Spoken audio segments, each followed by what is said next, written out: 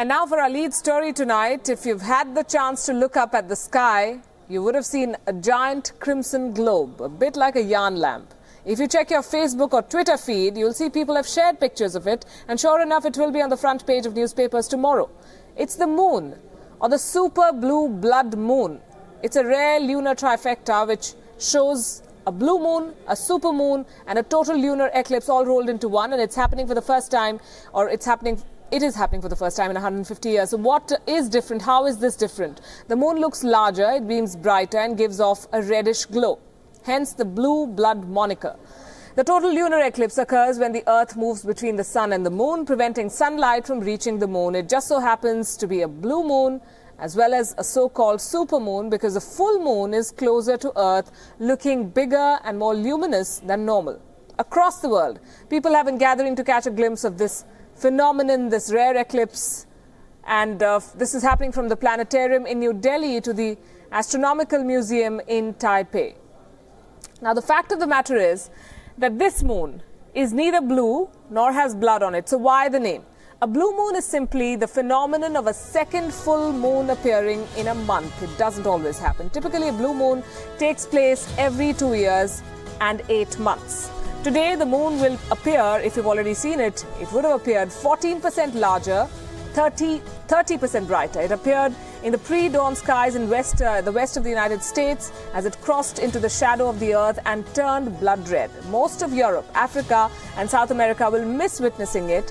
Viewing it was a challenge for those in the US East Coast, but Australia, New Zealand and northwestern US and India definitely caught a sight of this event. The best part is that there is no need to arm yourself with binoculars or a telescope to watch the super blue blood moon. It is safe to view it with the naked eye.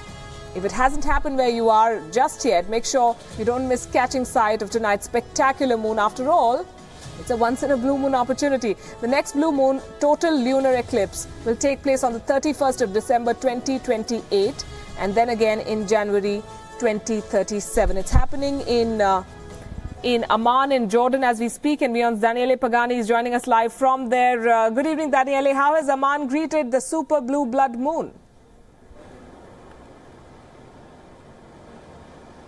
Good evening to you, Palki. Well, I must say it is a fantastic view. The enormous reddish moon right behind the ruins of the Temple of Hercules in the citadel of Amman is something spectacular.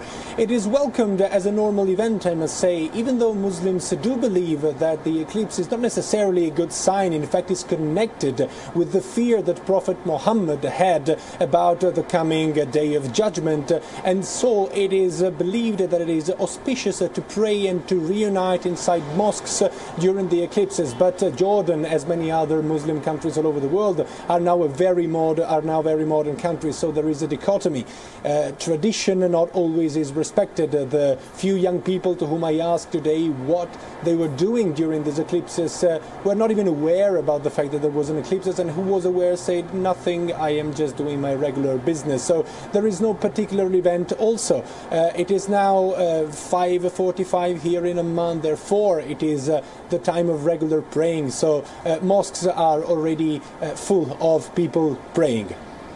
Right, and the supermoon appearing there, I think it was first sighted about 20 minutes back, and in India too, I can tell you, Daniele, that there are a lot of stories, a lot of myths surrounding an eclipse in particular and the moon in general.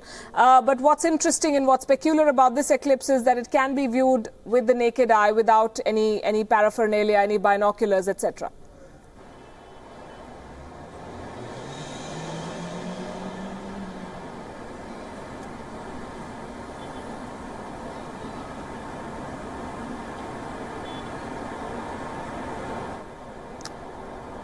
Well, we seem to have lost the link there. Daniele Pagani, thanks very much, though, for joining us. And these are the pictures, in case you haven't seen it, where you are, whichever part of the world you're in. This is not to be missed. This is also being beamed live on the NASA website.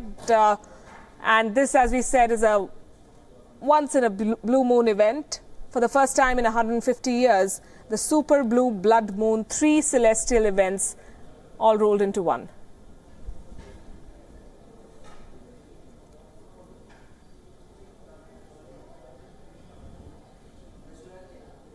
And here's what else is special about this day. The Indian Navy is set to get another lethal submarine in its fleet. The third Scorpene-class submarine, Karanj, was launched at the Mazagaon docks today. Here's more about it on Gravitas Frontline.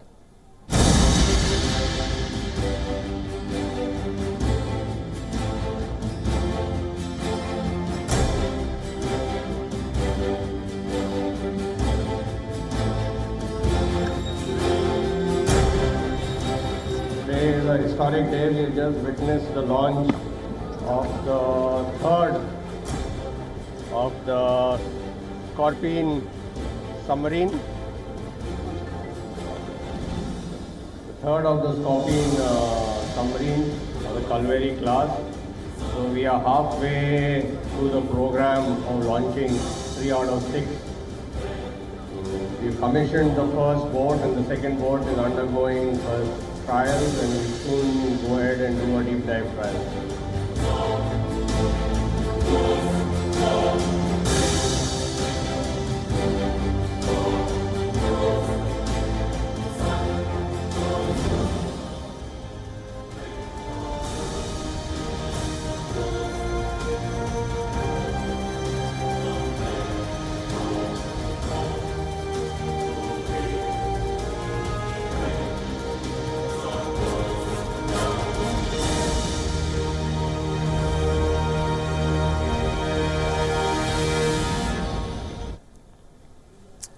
So what's a Scorpene-class submarine?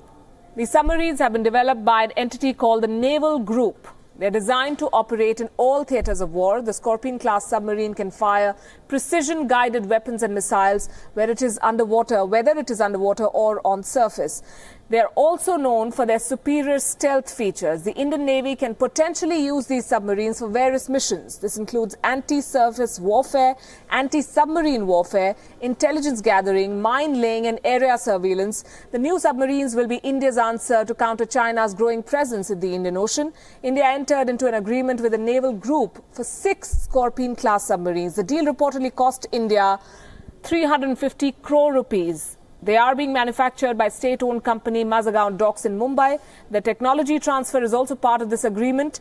The new submarines will replace India's aging submarine fleet. 5 submarines are in service as of today, and we've ordered 6. This is the third one to be inducted. They also make the Indian Navy fully self-reliant in training and certification of personnel on the new submarine technology platform. The manufacturing process has also led to the development of a sophisticated and state-of-the-art shore integration facility for integration and simulation of various equipment of the Scorpene submarine combat system. India did not have a facility like this before. So another edition. Watching Gravitas, US President Donald Trump shoved aside his polarizing image with a call for national unity in his maiden State of the Union address earlier today. He talked tough on terror and identified his nation's challenges, but while targeting terrorism, he forgot to mention Pakistan. Here are the highlights.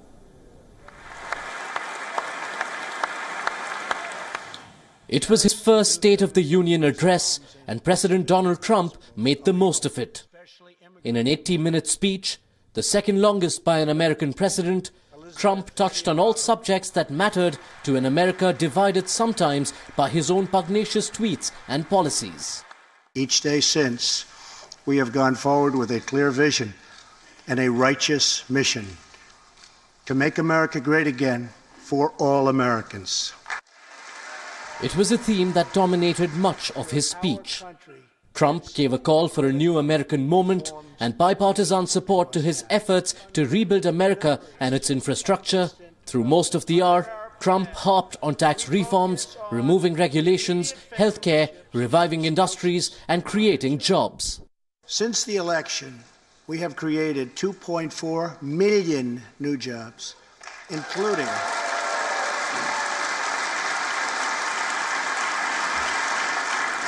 including 200,000 new jobs in manufacturing alone. Tremendous numbers. After years and years of wage stagnation, we are finally seeing rising wages. And it was in this context that Trump flipped to the next chapter: immigration and unfair trade deals. The theme was the same: America first.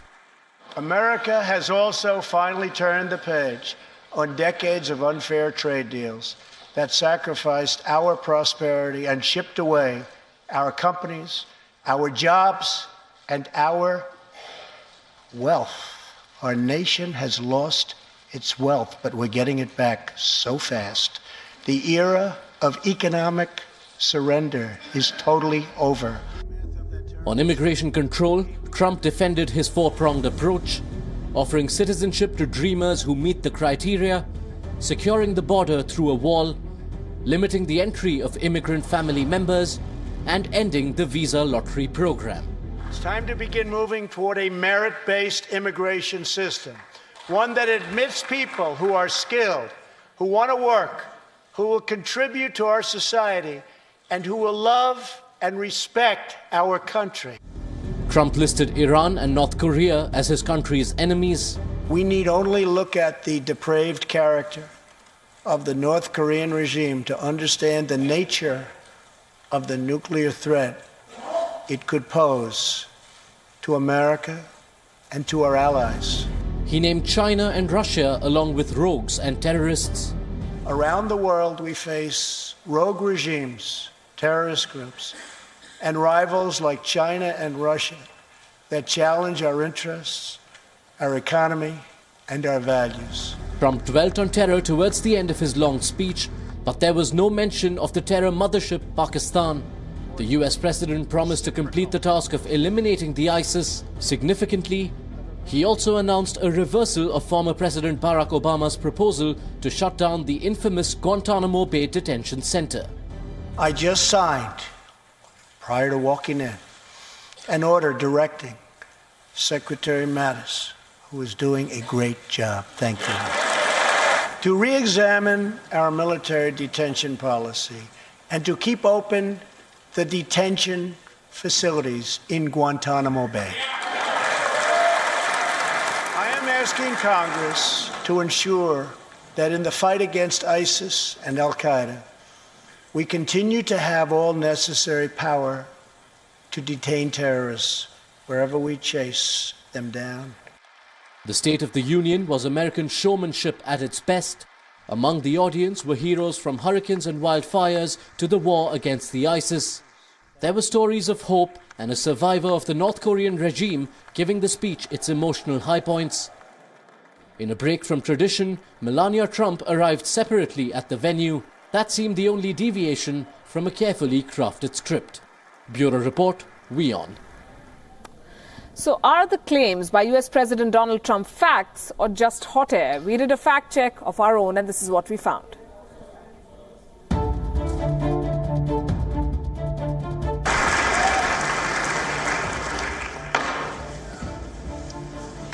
Many car companies are now building and expanding plants in the United States, something we haven't seen for decades. Chrysler is moving a major plant from Mexico to Michigan. Toyota and Mazda are opening up a plant in Alabama, a big one. President Trump said in his State of the Union that car companies have been opening or expanding facilities in the United States since he became president. The president's timing is off. He's right that car companies have been opening facilities in the U.S., but that's been happening for many years, including Hyundai and Toyota facilities that opened before he became president. Trump also took credit for a Chrysler plant that he said was moving from Mexico to the United States. In fact, Chrysler is moving production of some trucks to the United States, but the Mexico facility will stay open, making other vehicles. Under the current broken system, a single immigrant can bring in virtually unlimited numbers of distant relatives. In reality, the long wait would make that nearly impossible. As of November, there was a wait list of 4 million people looking to get family-based visas to enter the United States. So it's unlikely that one person could bring in an unlimited group, as Trump suggested.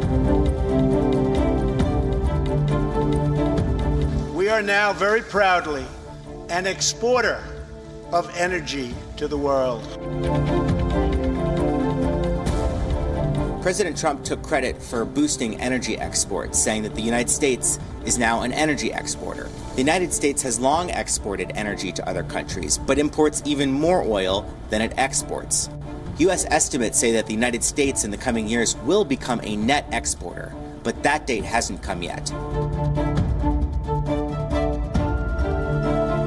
I am proud to report that the coalition to defeat ISIS has liberated very close to 100% of the territory just recently held by these killers in Iraq and in Syria. The true picture of what's happening in Iraq and Syria is gloomier than the president described. It's true that ISIS has lost almost all of its territory, but Syria remains racked by civil war, and much of the country remains controlled by Syrian President Bashar Assad and his forces. Security experts say that much of the progress is due to efforts the United States started during the Obama administration. As expected, U.S. President Donald Trump's speech has left lawmakers and citizens of America divided. The Democrats went on the offensive and attacked the president, spelling out the failures of the Trump administration in the last 1 year. In fact, the Democratic Party chose a senator with a familiar surname to deliver their response. Joseph Kennedy III, the 37-year-old grandnephew of former U.S. President John F. Kennedy, accused the sitting president of dividing the country further. It would be easy to dismiss this past year as chaos, partisanship as politics. But it's far, far bigger than that. This administration isn't just targeting the laws that protect us. They're targeting the very idea that we are all worthy of protection. For them, dignity isn't something you're born with, but something you measure by your net worth, your celebrity, your headlines, your crowd size. Not to mention the gender of your spouse, the country of your birth, the color of your skin, the God of your prayers. Independent Senator Bernie Sanders, a 2016 presidential hopeful, also came up with his response on Facebook and Twitter. He countered Trump's statements with facts, calling the president dishonest and a bully. My fellow Americans, the simple truth is that according to virtually every poll, Donald Trump is the least popular president after 1 year in office of any president in modern American history. And the reason for that is pretty clear. The American people do not want a president who is compulsively dishonest, who is a bully, who actively represents the interest of the billionaire class, who is anti-science, and who is trying to divide us up based on the color of our skin, our nation, of origin, our religion, our gender, or our sexual orientation. And while the Trump administration remains skeptical about the legal status of migrants in America, more than 6,000 Syrians with temporary protection are bracing themselves for the decision on the renewal of their status. Take a look at this report. 6 out of every 10 people in Syria have been displaced due to the ongoing civil war in the country. One such individual is Michael Shakur, who fled war-torn Syria for America to follow his dream of becoming a stand-up comedian. It's just a constant worry of, am I going to make it? It's just, you get out of your house, bombs, mortar shells, bullets going everywhere, no electricity, no running water, basic living is just not there. It's just a brutal situation to be in. It's just pointless misery. And coming to America is just a way to escape it. It was just a way to be more than a number on some news report, to be more than that. That's what this is. How I qualify to have a life. That's what TPS is. That's what America was for me. But Michael's dream could have come to a screeching halt. His status as a temporary protected status holder in America expires in March, unless the Department of Homeland Security decides to extend it. That's basically it. It's limbo. It's not knowing what the future is. It's just chaos. It's just uncertainty. That's what it is. Limbo. You don't know if you're going to have... It's like on a path and not knowing if there's an end, not knowing if the path is going to continue. It's not fun. Earlier this month, the Trump administration ended a similar status for more than 200,000 Salvadorans, putting them at risk of deportation. And now people like Michael feel they could be next.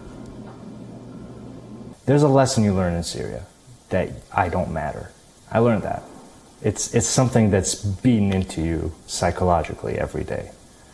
So when it's something that is outside of my power, I like to put it on the side, not have it affect my day-to-day life. But of course, it means everything, this decision. So I worry a lot, and then I try not to worry, and then I worry again, and it's just that cycle. US officials argue they have revoked the legal status for countries like El Salvador, where the situation has improved since the devastating 2001 earthquake. But considering that the civil war is showing no signs of ending in Syria, hope floats for people like Michael. It's a chance at life. It's, hey, it's a card, it's a piece of paper that says, hey, you get to be alive, you get to have hope, you get to follow your dreams for a year and a half. That's what it is. And I would be grateful. I would be very grateful. Bureau Report, WION.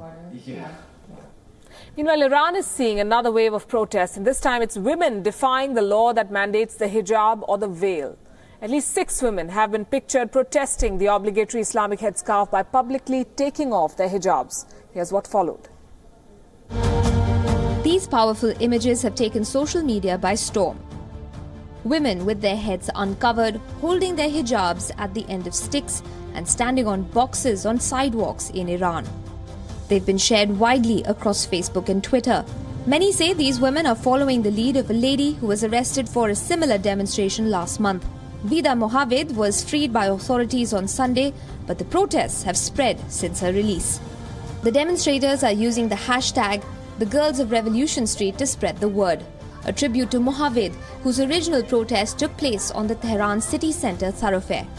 After the 1979 revolution, a strict Muslim dress code was imposed on women in the country. According to it, all girls older than 13 have to wear a hijab or a headscarf in public.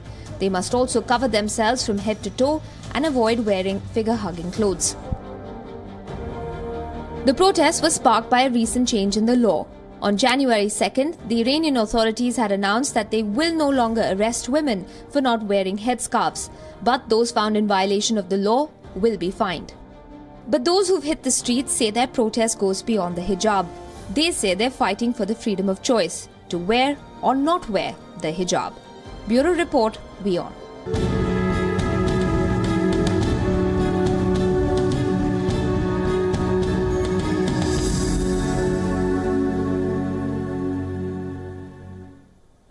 Many expectations, multiple challenges, myriad possibilities. India's finance minister has his work cut out when he announces the budget this Thursday, less than 12 hours from now. But with general elections slated for next year, will politics trump economics in India? Here's more. It's the last full budget of the Modi government. Opportunities abound, and so are the challenges. Can Finance Minister Arun Jaitley make everyone happy? Well, that's definitely not an easy task when it's about a country as diverse as India. What more, India is on course to become the world's 5th largest economy, beating former colonizer the United Kingdom. So the world is watching. Let's begin with the foreign investors. What they desire is fiscal consolidation. India's GDP deficit target is about 3.2%. What that means is that the government spends 103.2 rupees for every 100 rupees it earns. And that dents investor confidence. But then elections are next year, and good economics doesn't make for good politics.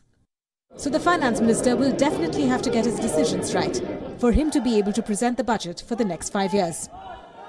China has been giving India border pains, so defence outlay will be a major decision for the government. Now India spends around 2.5% of GDP on defence. There's certainly scope for improvement there. Health and education will be the other priorities for the government. But agriculture is important too, especially in a budget before the election year. The government has no choice but to keep farmers happy. And then there's the ever-growing youth population. Give them jobs and retain power, else the youth get restless. The finance minister's task is cut out. WION will have national and international experts breaking down India Budget 2018 for you, 8 a.m. onwards on Thursday morning. Bureau Report, WION.